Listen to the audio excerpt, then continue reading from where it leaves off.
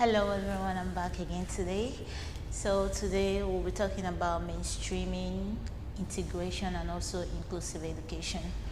We'll talk about the effects, whether inclusive education has any effect on non-exceptional or exceptional individuals or exceptional children.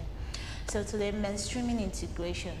I would say that mainstreaming refers to educational program planned for non-exceptional and exceptional children or non-exceptional and exceptional individuals in the same learning environment. That's a regular kind of school, just a normal primary school, a normal secondary school, not just like special needs learning center or special needs learning educational school.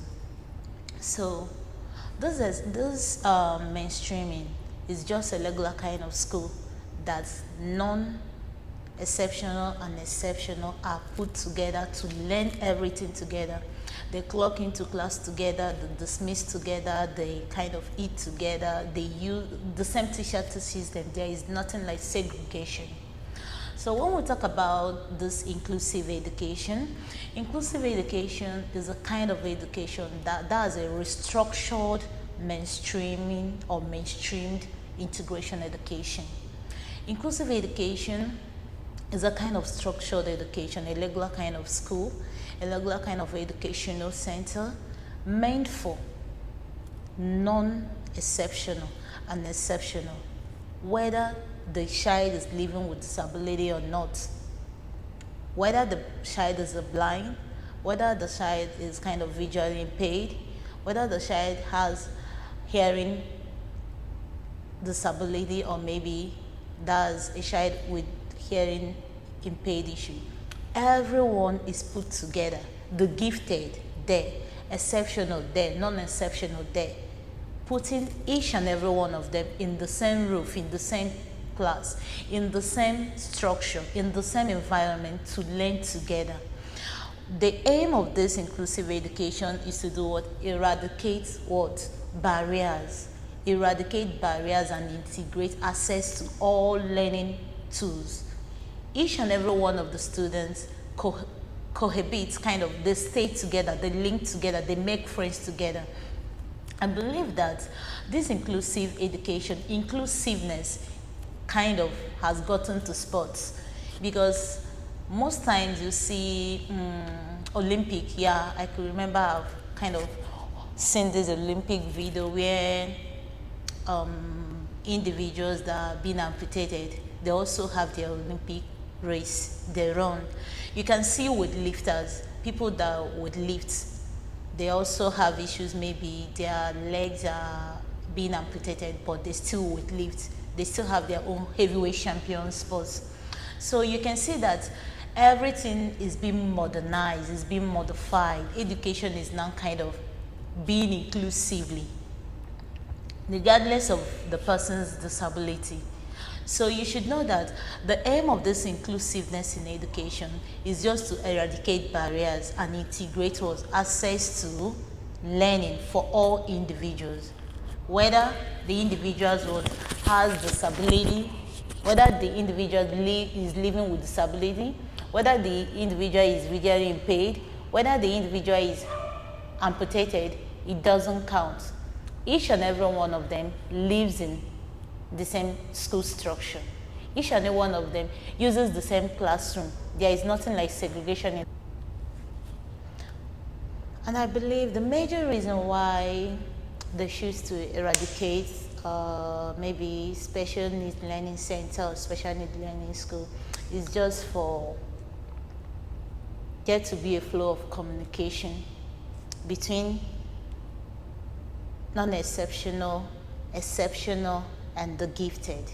They want all individuals to click together, tag along, carry along, communicate, for there to be a positive flow of communication. At the same time, people were arguing, saying that how sure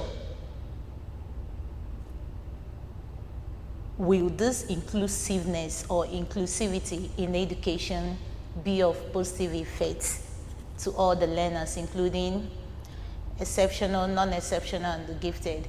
And I can remember it was stated that the needs of each and every individual must be provided, must be addressed. The gifted, the individuals or child living with disability, and non-exceptional. Exceptional, non-exceptional, and the gifted. They're their individual needs, that their educational needs, that their daily needs must be addressed, must be provided. At the same time, people were saying that some individuals living with disability, that they are always kind of short-tempered or they are aggressive. How can they cohabit in classroom? How can they manage their temper? How can the non-exceptional or the gifted kind of carry along or tag along with them in that structure, in educational structure? I get to say, I have this to say about it. Knowing that they have what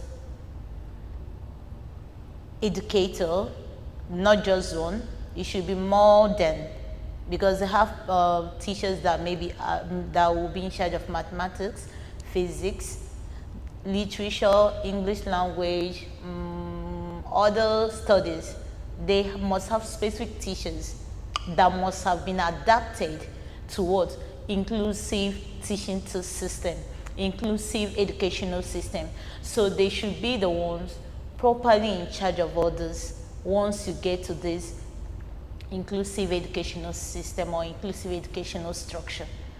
And majority of the people that kind of spoke about it were countering that term of short-tempered or maybe aggression, maybe fighting or whatsoever, how they will kind of try to cope up.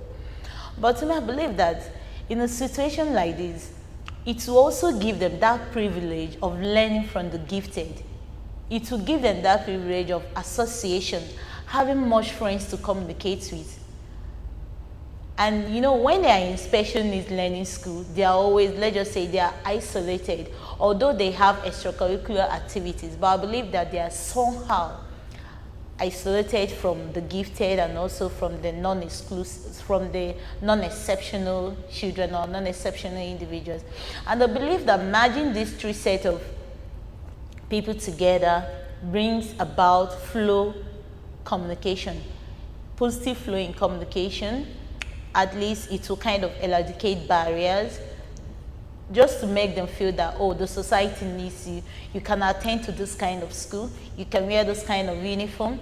You can speak to this kind of person. You can also attempt to write some examination that the gifted applied for. So I believe that inclusive education should be the best that the educational sector should try to apply, should try to what? To modify the special learning center to get involved with. Inclusive education seems the best. It is the best. Because in every sector of our life, of all the social activities, it is now inclusively. Sports is going inclusively. Whatsoever, anything, you can even see that they have cars, just a ride for individuals living with disability too. Amputated, they can still drive. So they kind of, the gear or whatsoever may be equipped in just the steering. So there are many reasons why we have to go inclusively. So in this video, I know some people might have argued that, oh, it's not proper for them to be put together. It's kind of, it will bring about war, it will bring about argument, but have you ever thought about the level of isolation these individuals living with disability feel each time they have been isolated or segregated from the gifted, or each time they are being kind of portioned out, telling them that you can't go to this school, you can only partake in this kind of activity, you can't partake in this examination, because they believe that maybe that person might be intellectually impaired. So I believe in this merging together, the inclusivity in education. That's the best way to go, both for non-exceptional, exceptional, the gifted, whatsoever their impairment might be. This is the best way to sort it out. So if you have any problem or if you have any suggestion, click in, Let's communicate. Thank you. See you another time.